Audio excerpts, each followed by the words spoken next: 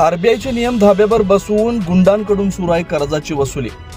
एजंटांविरोधात तिरपाई करणार तीव्र आंदोलन, पोलिसांनी तात्काळ कारवाई करण्याची केली मागणी। सातारा जिल्ह्यातील सर्वसामान्य नागरिक आपल्या कुटुंबाचा उदरनिर्वाह करण्यासाठी हप्त्यावर वाहनं घेऊन व्यवसाय करतात। मात्र फायनान्स कंपनीचा एखादा हप्ता थकला तरी या फायनान्स कंपनीने नेमलेले काही गुंड एजंट आरबीआयचे नियम धाब्यावर बसवत त्याचे नियमबाह्य वसुली करतात। यामुळे सर्वसामान्य नागरिकांना याचा मोठा त्रास सहन करावा लागतोय। या गुंडगिरी करणाऱ्या एजंटांविरोधात Republican Party of India Ambedkar गट तीव्र आंदोलन करणार आहे। त्या संदर्भातले निवेदन देखील पोलीस प्रशासनाला देण्यात आले। पोलीस प्रशासनानं गुंडगिरी करणाऱ्या एजंटांवर तात्काळ कारवाई करावी अशी मागणी रिपाईचे राज्य महासचिव दादासाहेब ओहाळ यांनी या निवेदनाद्वारे केली आहे। सातारा शहर आणि जिल्ह्यामध्ये बेकायदेशीर वसुली एजंटाच्या टोळक्याचा उच्चार माजलेला आहे। एकंदरच आपण पाहतोय की अजंठा चौक तसेच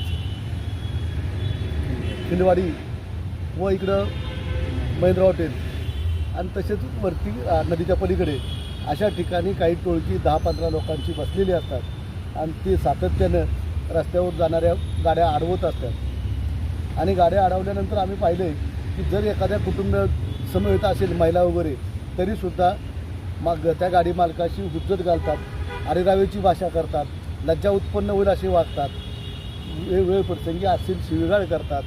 म्हणजेच ही अत्यंत चाललेली ही जी गुंडशाही आहे, दादागिरी आहे, याच्या विरोधामध्ये आज आम्ही पोलीस स्टेशनला पत्र देतोय की एकंदर ह्या जी काही वसुली एजंट आहेत त्यांना इंडियन इन्स्टिट्यूट बँकिंग आणि फायनान्स यांच्या माध्यमातून ट्रेनिंग घेतलेलं आहे का, यांना काही अथॉरिटी आहे का, आणि त्यांनी आरबीआयचे काही नियम आहेत रिझर्व्ह बँक ऑफ इंडियाचे की वसुली कशा प्रकारे करायची याचा कुठल्याही प्रकारचा ताळमेळ केला जात नाही।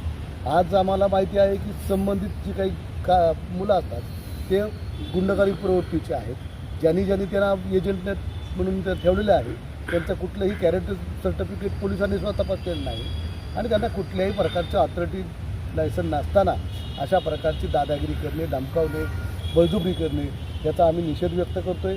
आणि आम्ही पोलिसांना आवाहन करतो आहे की लवकरात लवकर या तोतया किंवा असणारे जे काही भाडखाऊ एजंट आहेत त्यांच्यावरती योग्य ती कारवाई करावी। एखाद्याचा एक जरी हप्ता थकला तरी त्यांना दम देऊन गाडी वळतात, निघून तिथं त्या वाहनतळात तिथं लावतात आणि त्या वाहनतळाची पुन्हा त्याची दादागिरी वेगळी सुरू होती। म्हणजेच यांचा मिलीजुलं चाललेला आहे तो वाहनतळवाला आणि हे बाहेर थांबणारे अशा पद्धतीनं तिथं पुन्हा सेटलमेंट करतात, नाहीतर मग एखाद्याला मारहाण करतात। हे चाललेला जो प्रकार आहे तो अत्यंत गैरप्रकार आहे। साताराच्या इतिहासामध्ये हा काळिंबा फासणारा विषय आहे आणि त्याचा आम्ही पुनश्च निषेध करतोय।